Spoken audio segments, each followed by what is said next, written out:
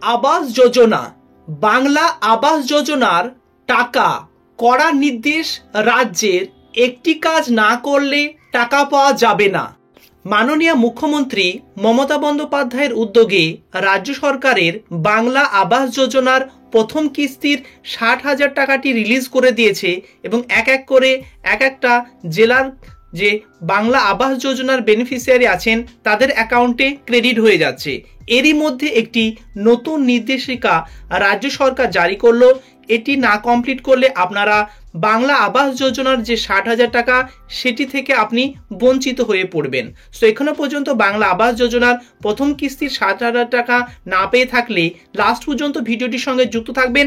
আর first time যারা visit করেছেন এরকম নিত্য নতুন আপডেটেড ভিডিও ফ্রিতে রেগুলার পেতে চাইলে নিচের দিকে লাল রঙের সাবস্ক্রাইব বাটনটি ক্লিক করে একটি লাইক করে দেবেন। চলুন ডিটেলসে দেখে নেওয়া যাক। পশ্চিমবঙ্গ রাজ্য সরকার ভোট প্রচারের প্রতিশ্রুতি হিসাবে বলেছিল লক্ষ্মীর ভাণ্ডার প্রকল্প চালু করবে, সে মতো সে প্রকল্প চালু হয়েছে 2021 সালে। পরবর্তীতে লক্ষ্মীর ভাণ্ডারের টাকা বাড়ানো হয়েছে। এবারের ভোট প্রচারে অভিষেক বন্দ্যোপাধ্যায় জোর দাবি তুলেছিলেন, যদি কেন্দ্রীয় সরকার আবাস যোজনার টাকা না দেয় সেক্ষেত্রে বাংলার বাড়ি নামে রাজ্য সরকার নিজের তহবিল থেকে বাড়ি বানিয়ে দেবে উপভোক্তাদের। সেই প্রতিশ্রুতি রাখলেন মমতা বন্দ্যোপাধ্যায়ের সরকার এবং ইতিমধ্যে অ্যাকাউন্টে বাড়ি বানানোর যে প্রথম কিস্তি টাকা রিলিজ করার সঙ্গে সঙ্গে অনেকেই পেয়ে গিয়েছেন এবং এখন অনেকেই অপেক্ষা করছেন। তার আগে মাননীয় মুখ্যমন্ত্রী যে লাইভ স্পিচটি দিয়েছে তারপরে আপনাদের যে সমস্যা আছে সেটি সমাধান কি করবেন সেটি ডিটেলসে আলোচনা করে দেব।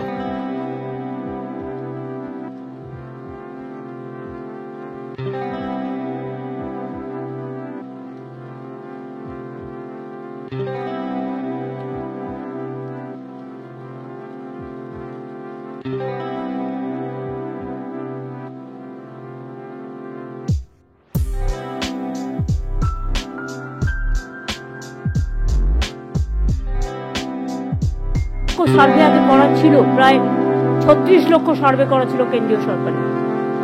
তা সত্ত্বেও আমরা 11 লক্ষ বাড়ি, যেটা প্রথম লিস্টে ছিল, তাদেরটা আবার সার্ভে করেছি এবং 27,000-এরও বেশি টিম 35 লক্ষ লোকের বাড়িতে গেছে। পিএম, এসপি, এসডিও, বিডিও, আইসি, ওসি সবার নজরদারিতে স্বচ্ছভাবে তালিকা প্রস্তুত করা হয়েছে এবং ড্রাফট লিস্ট পাবলিশ করে ক্লেম এবং অবজেকশন যদি কিছু থাকে সেটা দেখা হয়েছে। এটা দেখতে গিয়ে আমরা দেখেছি 28 লক্ষের বেশি যোগ্য বেনিফিশিয়ারি আমরা আইডেন্টিফাই করতে পেরেছি। এদের মধ্যে থেকে আমরা 12 লক্ষকে আজকের মধ্যে দিয়ে দিচ্ছি। কেন্দ্র যদি না দেয় আরো যে বাকি থাকবে 16 লক্ষ, যেটা আমরা বেনিফিশিয়ারি যারা যোগ্য পাওয়ার জন্য আইডেন্টিফাই করেছি, তাহলে আমরা দুটো কিস্তিতে আগামী 6 মাস, তারপরে 6 মাসে 26-এর প্রথমের মধ্যেই আমরা দিয়ে দেব। এই যে 12 লক্ষ দেওয়া হচ্ছে, মানে বাকি থাকছে এখনো 16 লাখ, তাই তো? এই 16 লাখ বাকি থাকলে আমরা মে জুনের মধ্যে দিয়ে দেবো 8 লক্ষতে এবং আবার ডিসেম্বর জানুয়ারির মধ্যে দিয়ে দেবো আরো 8 লক্ষ। 60,000 করে প্রথম কিস্তিতে পাবে এবং সেকেন্ড কিস্তি যখন তার 60,000 টাকা কাজ হয়ে যাবে সেকেন্ড কিস্তি তারা পেয়ে যাবে। এবং কেন্দ্রীয় সরকার তো এতদিন দেয়নি, আমরা প্রায় 24,000 কোটি টাকা পাই এই পারপাসে। তা সত্ত্বেও যখন দেয়নি তখন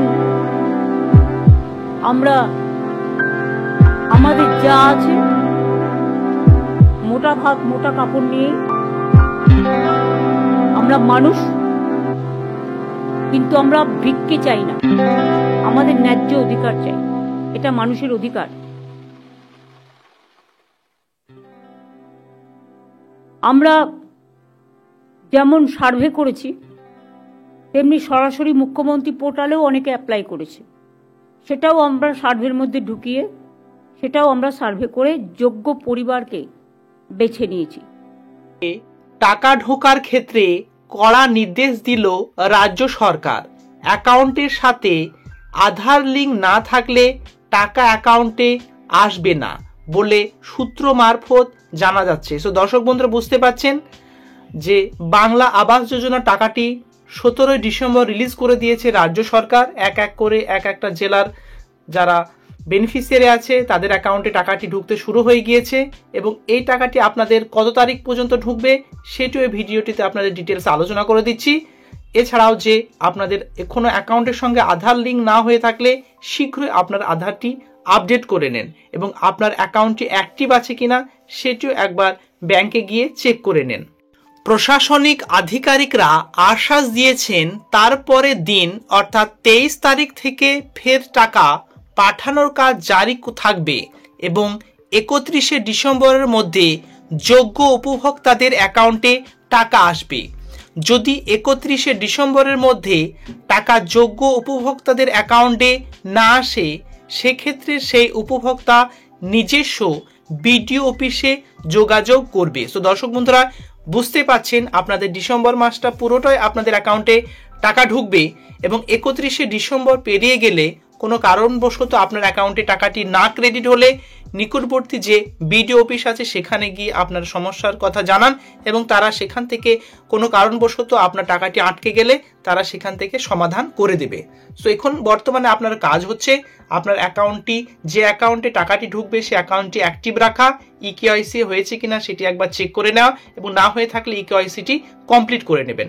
সো দর্শক বন্ধুরা রাজ্য সরকার এবং কেন্দ্রীয় সরকারের নিত্য নতুন আপডেটেড ভিডিও ফ্রিতে রেগুলার পেতে চাইলে নিচে লাল রঙের সাবস্ক্রাইব বাটনটি ক্লিক করে একটি লাইক করে দেবেন এবং আপনাদের পরিচিত আত্মীয় স্বজনের কাছে হোয়াটসঅ্যাপ ফেসবুকে শেয়ার করে দেবেন। Thank you very much. See you next video.